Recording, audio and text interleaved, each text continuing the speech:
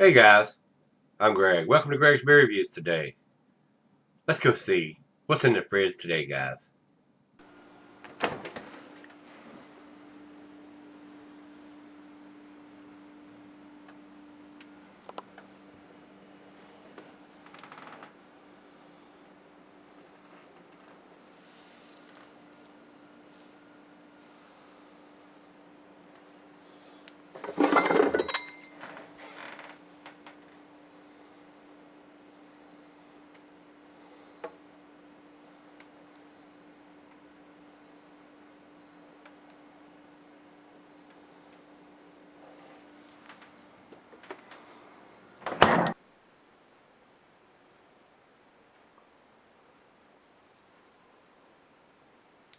Hey everybody, thanks for stopping by Gregsbeerreviews today. I'm hoping this is going to be a big treat. This is a Green Flash, and this is the first Green Flash beer that I bought in the big 750 milliliter that's corked and caged. This is evidently a special release from these guys.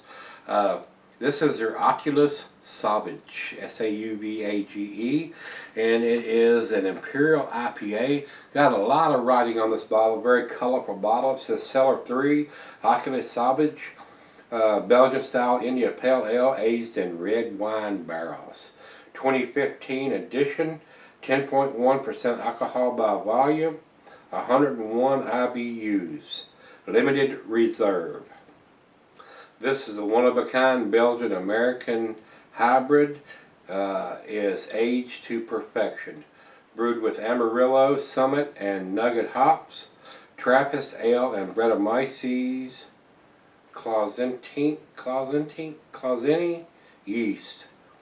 Brewed in November of 2013. It says here that this is aged for 12 to 24 months in red wine barrels, so we should have a lot of different things going on with this beer, with the Brettanomyces and the hops and the red wine barrels from a year to 2 years aged in those barrels. Should be a lot of stuff. Should be very complex. So we'll see where this one ends up. Belgian commercial dripping Belgian style Imperial IPA aged in red wine barrels with Brett. Food pairings for this beer, guys. The food pairing: cheeses, a sharp blue cheddar, your more pungent cheeses, your stronger cheeses, your tangy cheeses, brick Adam and feta, and the glassware is tulip, gallop, chalice, oversized wine glass. I got my favorite glass today, guys, and not recommended for extended sourness. ABV extends average range with 10.1%. I think it extends the average range. This beer is in the wine barrels from 12 to 24 months. I don't think of a single reason why you could not age this beer 5, 10, 15, even 20 years. I don't know what's going to fade in this beer over time if you wanted to sell this beer been at 10% plus.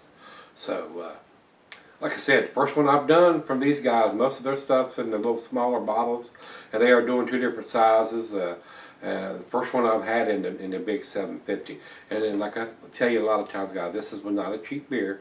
This was a $15 to $20 beer. But it was Green Flash, and I do like most everything they do. West Coast style beers. These guys are out of California. Let me see if I have exactly where. It says San Diego, California for these guys. I didn't get to visit him when I was out there on a motorcycle. If I do get out there again, I will make the effort to visit those breweries out there in California. The couple who was with us weren't into craft beers and weren't interested in visiting any of these places. I won't make that mistake again, trust me. Alright, let's get on with this one, guys. Let's get the cork and the cage out of this. And like I said, with all the renovations I've just done, the new painting and new carpet, one of these beers explodes. That's liable to cost them 2 grade points. I definitely don't want to have beer all over the ceiling, walls, furniture, and the carpet. That would really chap my big white ass.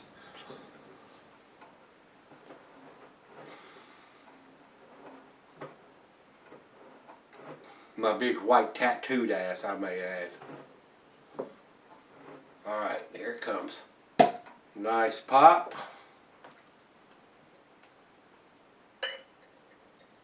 Into the glass we go. I've not brewed anything with Brettanomyces because that shit gets into your lines and buckets and all your apparatus, and you can't get it out, guys. You can sanitize till the cows come home. You're not going to get that shit out. So if you're brewing with Brettanomyces, you've got to have dedicated equipment, dedicated siphons, buckets, everything that you use to brew beer. It's got to be dedicated because you can't get this Brettanomyces yeast out of it. It just will not come out of it. It will contaminate everything it touches. About a finger of head on that pour. A nice rich amber color. Not a whole lot of bubble streaming up, but the pop, you know, it's well carbonated. Good looking beer though. Very good looking beer. And the guys at Green Flash do some pretty tasty stuff. The Palate Wrecker, the West Coast IPA, just about everything that I've had from those guys has been pretty damn tasty. Let's get a nose on it. Right off the back, yeah, I'm getting the Brettanomyces yeast, that funkiness going on. Oh, wow, almost has a sour quality to it. Wow, it definitely has a sour quality, sour tart smell to it, almost like a lambic or a sour ale would have. And I am getting from the wine barrels some vinous, some grape aspects of the beer. But the yeast is just off the chain, guys. The Brettanomyces yeast is just overpowering everything. I'm almost like a farmhouse funkiness. But it does have a very tart smell to it. So I don't know if it's going to have that taste, so we got to find out. Let's do it. Cheers, everybody.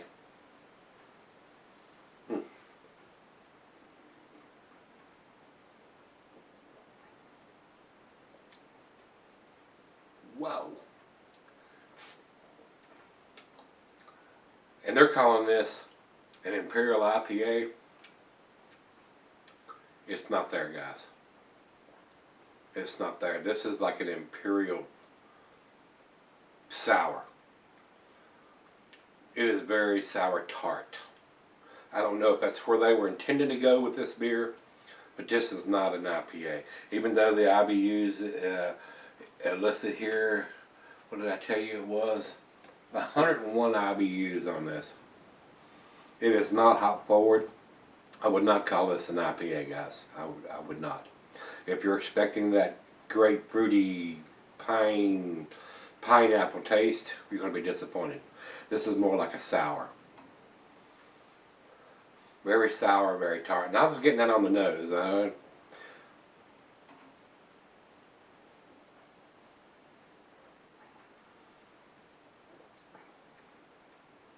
Not quite as sour as it was on the first taste. And I've read some of the reviews. They say this beer opens up pretty quickly. So by the time we get it at the room temperature, it's liable to change a little bit.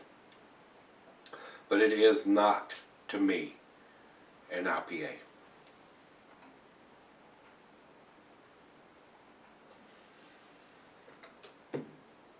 Definitely not what I'm expecting from Green Flash.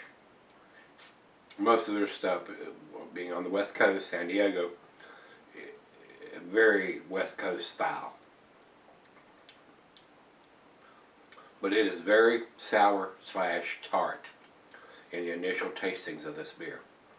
I am getting I'm getting a lot of different stuff. I mean, some candied sugar, some farmhouse funkiness. I'm getting some wine aspects of grapes. Maybe some hints of some dark fruit in there, some candied sugar, some woodiness, hints of vanilla, a lot of stuff going on. So let's let it warm up and see what we end up with on this one. I'm going to sip on this for about 35, 40, maybe even 45 minutes. See where this one finally ends up after it warms up to room temperature. And we'll come back and do the final chug and grade it. I think it's a good beer, but I don't believe I would label this as an IPA. I really don't. So stick around, I'll be right back, and let's see where the final chug and grade takes this beer. Alright guys, I'm back. Been sipping on about 35, 45 minutes or so. It's a good beer. No doubt it's a good beer. but it is not an Imperial Belgian IPA. I don't think this beer ended up where they were shooting for it to be. Just my opinion now, guys. If I would try to drink this beer 3 years ago, I would probably not have liked it at all.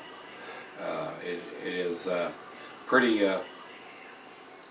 tart, pretty sour to be an IPA. It does not fit into that category in my opinion. So I don't think it's, I would not put it in that category. If I was grading this to be in a Belgian style IPA, it would not get very good marks from me, guys. It would probably be down into the 4s or 5s. But it is a well-made beer. Even though it's got that sour funkiness going on, it is a really tasty beer. And some of that goes away as it warms up, but it is not into the IPA class in my opinion, guys. Especially for those guys on the West Coast there in San Diego brewing a beer. It does not hit that. It definitely does not hit that. So, but with that being said, it is a tasty beer. If you're not into the sour or the tart beer, do not pick this up. You are not going to be impressed with it. It is not that style. There are some hops in there, but they are so subdued, being left in the wine barrels that long. They have faded away. They are gone. I am getting the Brettanomyces yeast. I'm getting the sourness and the funkiness. There's some woodiness in there. There's some grapes in there. There is a slight hint of some vanilla from the barrels, from the wine barrels that they did put it in, but it is not an Imperial IPA as far as I'm concerned. So, grading it on that, if I was grading it on an IPA, I would probably give this a 4. But grading it on what it ended up being, it is a tasty beer. It's a well-made beer. The alcohol is very well hidden for 10.1%. I enjoyed it only because I'm trying to get into these sour beers. It is not an IPA. It is definitely not. So if you're looking for an IPA, this is not the one to pick up. I do think it, like I said, I do think it's a well-made beer. And there are a slight hints of the hop presence, but they are so subdued. They probably should have re-dry hopped this after it come out of the wine barrels, and instead of leaving it. The hops are gone, guys. They have faded completely out. So, with that being said, I do think it's a great beer. I do. I enjoyed this. With me trying to get into the sours and the more tart, funkier sour beers, it's a good beer. It's a good beer. But it's not an IPA. I think it's an A beer. I do. I think it's a well-made beer, but it's not an IPA. So with that being said, I'm going to give this the 8. It's probably a 9 or even a 10 beer as far as a sour beer. But having an IPA written all over the front of this, saying it's a Belgian style IPA, it is not. Those hops have faded, guys. And I don't know exactly when it was put in the bottle.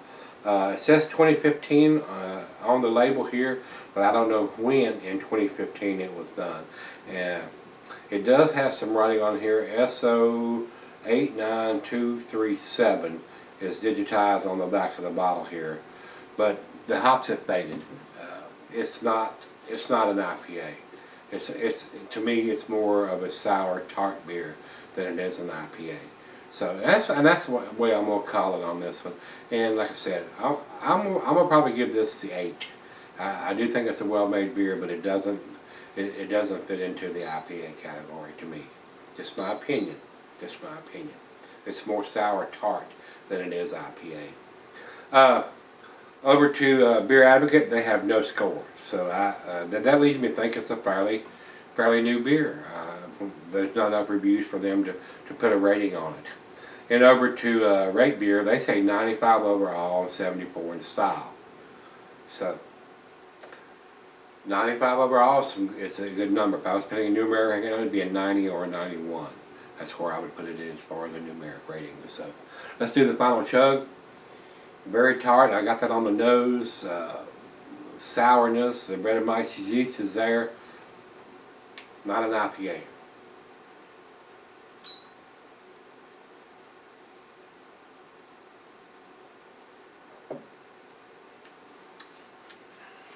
It is a delicious beer, but if you're expecting an IPA, you're going to be disappointed in this beer. If you do like the sour, the tart beers, you're going to find this a nice beer. It is. So, with that being said, let me get out of here. If you've had this one from Green Flash, Oculus Sauvage, let me know what you think. Don't think it fits into the IPA category, guys. I really don't. It's more of a sour tart beer right now. So let me know if you've had it, and let's go see what's in the fridge tomorrow. See you then.